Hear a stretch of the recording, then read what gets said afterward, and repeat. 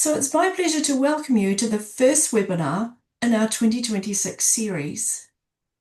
In 2026, as you just saw, we will provide 3 webinars on advanced topics in the field of hearing rehabilitation. We have today's webinar, and then in July, we will speak about children who receive their cochlear implants late.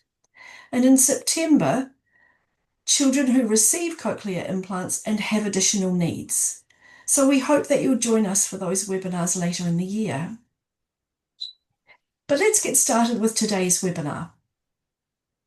The title for today is A Clinical Workflow for Single-Sided Deafness, the journey from candidacy to outcomes. We chose this topic because it's really such a hot topic at the moment. We have a lot of requests to speak on this topic. So we decided this was a good one to kick off our webinar series for 2026. I'm sure you'll enjoy all the information you'll learn today. Now, before we get started, just a little bit of admin. So everyone who attends today will receive a certificate of participation, and those will be sent to the email address that you registered on by the end of next week. We did get AG Bell CEUs approved for this webinar for those of you who need those or would like those. To get those CEUs, you need to email me directly at the email address that you just saw, rehabilitation@hearlife.world, and we'll show you that again at the end of the webinar. So as I said, if you'd like those AG Bell CEUs, there's 1.5 approved for today. Do email me. Now, you'll see some resources today that are really useful for this topic that Rebecca will show you. If you would like those resources, then please again, either email me directly or contact your local Medell representative. Questions were mentioned in that little trailer, but let's talk a bit more about questions. So we already have some questions sent around this topic that people sent us when they registered. So we've got lots of things to talk about. But if you have additional questions, please put them into the chat. Now, I'm not sure that we'll be able to answer all of those questions today. We'll see how we go. But if you don't get an answer to your question, or if you think about something at the end that you'd like to know more about, again, please just be in touch at that email address, rehabilitation@hearlife.world. That puts you directly through to me. Okay, so let's get started.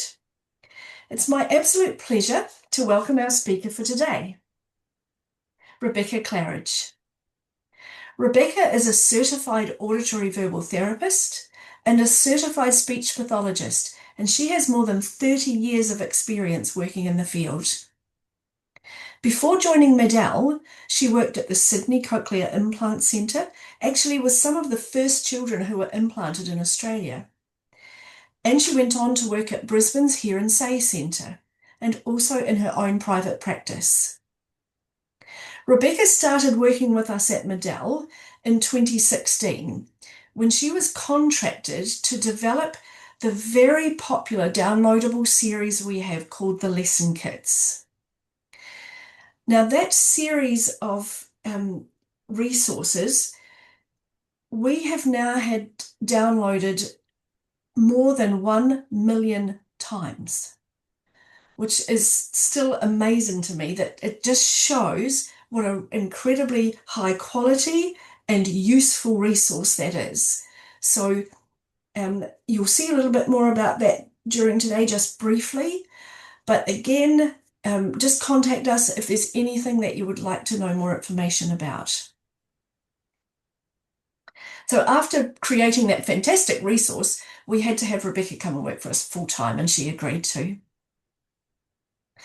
Okay, so with all of that introduction, Rebecca, I'd love to hand over to you, thanks, to hear some more about this clinical workflow for single-sided deafness. Super, thanks, Donna. I am really excited to present this content today about using cochlear implants for single-sided deafness. This has been probably the most exciting challenge in recent years for us as rehabilitationists to work out what can we do? What is this process to help single-sided deaf cochlear implant recipients reach their potential? Also, I'm really excited to be back in Southeast Asia, even though it's virtually, and I can see some familiar faces. So hi to all of you I have already met, and hi to people I haven't met yet. So maybe you'd like to send me a reaction, a wave, or a thumbs up. Just something fun for me to look at. Great to see those coming in now. And I'm going to, look at them all. Oh, that was exciting. Thank you so much to start our session with such exciting reactions. That's super. All right, I'm going to share my PowerPoint now. We've got quite content to get through in the next 80, 90 minutes. As we look at this clinical workflow for single-sided deafness, the journey from candidacy to outcomes. Just to run you through those learning objectives, we're going to look at some definitions, etiologies, and consequences. First of all, I'll just check, Donna, you're seeing the PowerPoint there? Yes. Terrific. Perfect. We'll summarise this clinical workflow, looking at outcomes again, I want to share with you a little pilot study that I did on quality of life. This is a really important topic for people who have single-sided deafness. And then we're going to dive, a deep dive into rehabilitation approaches and rehabilitation resources. So let's begin by looking at those definitions. The accepted definition of single-sided deafness, where the affected ear has a severe to profound hearing loss and the contralateral ear has a normal to mild hearing loss. We can also include asymmetric hearing loss in this demographic because the considerations are the same. So here we're talking about people who have affected ear, severe to profound, and the other side having a mild to moderate hearing loss. Here we're looking at a graph presented to us by Professor Usami in Japan, who has really published extensively on the etiology of hearing loss. This is his work on presenting information on congenital or early onset single-sided deafness. The most significant thing you will notice in this graph is that 40% of the population present with cochlear nerve deficiency. This is a very large percentage, and this diagnosis can be really quite distressing for families if they have their heart set on a cochlear implant. But I do want you to keep in mind that this is not a contraindicator to a cochlear implant. Please reach out to your local Med-El specialist to ask about the availability of PROM-STIM testing in your area. So PROM-STIM is a powerful tool for pre-operative screening that can achieve a more objective determination of cochlear implant candidacy, utilising those objective measurements to assess the responsiveness of the auditory nerve. So this could provide an opportunity for a cochlear implant candidacy for some of these population. When we're looking at etiology for adults, again, you'll notice this is published by Shinichi Usami from Japan. Very large percentage of idiopathic. Oh, we just don't know why this person had a sudden sensory neural hearing loss. This was published in 2017. Recent articles are also presenting with this very high percentage of unknown etiology for adult onset single-sided deafness. What I can tell you anecdotally is that we are seeing an association between post-COVID infections and sudden onset hearing loss, single-sided deafness. Let me just fix that up. When we're talking about the consequences of single-sided deafness, actually they're quite broad-reaching. They all come under this umbrella of audiological consequences of difficulties hearing in noise and difficulty localizing sounds. So those are the measurable consequences. When we're looking more holistically, The impact that affects children and adults who have a single-sided deafness include, for children, delays in development of language skills. So we can see these measurably with children with single-sided deafness entering school with a shorter length of sentence, so a lower MLU, mean length of utterance. They also score lower on verbal IQ tests.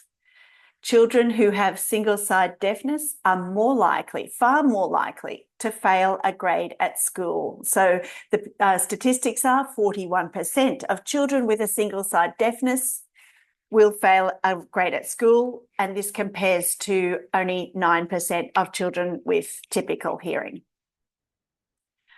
So school difficulties may turn into difficulties later in life, in professional situations, challenges listening in complex situations, in meetings, and there are productivity and safety concerns for adults who have single-sided deafness. One of our recent cochlear implant recipients lost her hearing as an adult, and she was an emergency nurse. And she said in the emergency room, she just couldn't work out where the sounds were coming from. And for her, it was creating a real issue in her workplace. Adults with single-sided deafness also report personal concerns about losing their hearing in their other ear, and parents of children with single-sided deafness report that concern for their children, that their children might lose hearing in their other ear. This is a valid concern.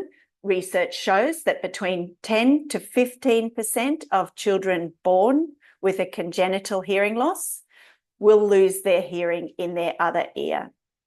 So when we think about that developmentally, it's really critical for us to develop the auditory pathway in that congenital ear within the window of opportunity, so within that first 7 years of life.